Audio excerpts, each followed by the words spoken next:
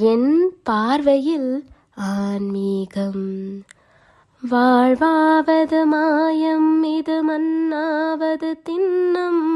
பாழ் போவது பிறவி கடல், பசி நோய் செய்த பரிதான்.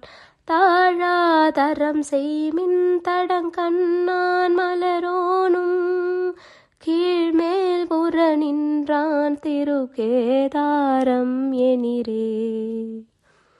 இந்த வாழ்வே ஒரு மாயம். நாம எல்லாரும் மண்ணாவது உறுதி.